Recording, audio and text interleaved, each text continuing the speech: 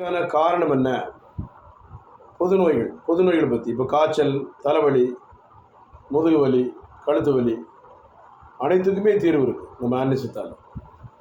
ஒரு நோய் இருக்குது, நோய்க்கான காரணம் என்ன? ஆண்மைக்கரு இருக்குது, அதுக்கு காரணம் என்ன? உயிரணுக்கள் இல்லாததுக்கு காரணம் என்ன? மாதவிடாய் வராததுக்கு காரணம் என்ன? மூட்டு வலி எதனால் ஏற்படுது? சைனவில் ஃப்ளூயிடு மூட்டுகளில் குறையினால் இருக்கக்கூடிய மூட்டு வலியா? மூல நோய் இருக்கா? கழுத்து வலி இருக்கா? வயிற்று வலி இருக்கா?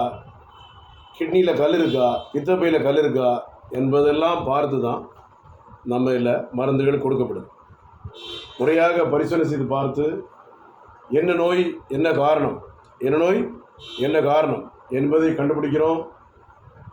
மாறாக பரிசோதனை செய்யாமல் மருந்து எடுக்கும்போது எதுக்கு மருந்து எடுத்தோம், எதுக்கு சாப்பிட்றதுன்னு தெரியாமல் போயிடும். இப்போ சுகர் இருக்குன்னா வெறும் வயிற்றில் எவ்வளோ இருக்குது, சாப்பிட்ட பிறகு எவ்வளோ இருக்குது. கிட்னியில் கல் இருக்குன்னா கிட்னியில் கல் இருக்கா, பித்தப்பையில் கல் இருக்கா, கிட்னியில் நீர்க்கட்டி இருக்கா, விதைகளை வலி இருக்கான்னு பார்க்குறது, விதையில் வெரிகோசல் இருக்கா, விதைகள் சுருங்கி இருக்கா, விதைகளில் வீக்கம் இருக்கா என்பதை பரிசோதனை பண்ணி பார்க்குறோம். முறையாக பரிசோதனை செய்து பார்த்து அதற்குரிய மருந்து எடுத்தால் தான் நமக்கு சரியாக வரும். பரிசோதனை செய்து பார்க்காம மருந்துகள் எடுத்தோம்னா எதுக்கு சாப்பிட்றோம், எங்கே போகிற வழி தெரியாமல் வழி விட்ட கதையாக போயிடும். மருத்துவத்தில் பொதுவான தீர்வு என்ன? மருத்துவத்தில் பொது தீர்வு என்ன? மருத்துவத்தில் என்ன தீர்வு நம்ம கண்டுபிடிக்கணும் என்பதை முழுமையாக நீங்கள் பார்த்துங்க. எப்பொழுதுமே சில நேரங்களில் சில பிரச்சனைகளுக்கு தீர்வு இல்லாமல், சில நோய்களுக்கு தீர்வு இல்லாமல், சில பாதிப்புகளுக்கு தீர்வு இல்லாமல் ஒரு காய்ச்சல் கூட மருந்து எடுத்தால் கூட அந்த காய்ச்சல் என்ன காய்ச்சல், அது எதனால் ஏற்படுது என்பதை கண்டுபிடிக்கணும். காய்ச்சல் எதனால் ஏற்பட்டுச்சு, தலைவலி எதனால் வந்துச்சு, தலைவலி அடிக்கடியாக வருது, கால்வலி எதனால் ஏற்படுது, சுகருக்கு மாத்திரை எடுத்து கண்ட்ரோல் ஆகலையே என்பதை முழுமையாக பார்க்கணும்.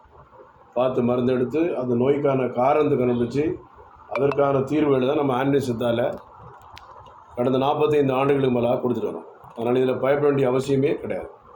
ஆன்டிசித்தா பொறுத்தவரை முறையான சிகிச்சை, தாய்ப்பாலுக்கு நிகரான மருந்து. சென்னையில் மட்டும்தான், கோடம்பாக்கம் மட்டும்தான், வெளியூர் முகாம் கிளைகள் எதுவுமே கிடையாது. அதனால் வெளியூர் முகாம் வர்றது டாக்டரே கிடையாது, எல்லாம் டுபாக்கூர் பாட்டி தான். ஊர் வருது பார்த்தீங்களா, அது டாக்டர் கிடையாது. அதனால் சென்னைக்கு மட்டும்தான், கோடம்பாக்கம் மட்டும்தான் நேரடியாக வந்து பார்த்து மருந்தெடுத்து சதீஷ்குமார் ரைட்ஸ் பரிசோதனை பண்ணி அதுக்குரிய மருந்து எடுத்தால் சரியாயிடும். இப்போ தலைவலி வருது, தலைக்கு ஸ்கேன் எடுத்து பார்க்குறோம், அதில் ஏதாவது நீர்க்கட்டி இருக்கா, சைனஸ் இருக்கா, நுரையீரல் தொற்று இருக்கா, ஈஸ்டோனோஃபில் அலர்ஜி இருக்கா, ஆஸ்துமா என்ன ஆஸ்துமா, பித்தப்பையில் கல் இருக்கா, வயிறு வலி எதனால் ஏற்படுது, உடல் புண்ணால் ஏற்படுதா, இல்லை கிட்னி கல்லினால் வலி வருதா, இல்லை பித்தப்பை கல்லினால் வயிற்று வலி வருதா, இல்லை கேஸ்ட்ரிக் அல்சர்னால் வயிற்று வலி வருதா என்பதை பார்க்குறோம். என்பதை பார்த்து தான் மருந்து கொடுத்து நம்ம எல்லாம் என்ன செய்யணும், முறையான சிகிச்சையை கொடுத்துட்றோம். அதனால் இதை பற்றி நம்ம என்ன செய்யக்கூடாது, கவலைப்படக்கூடாது.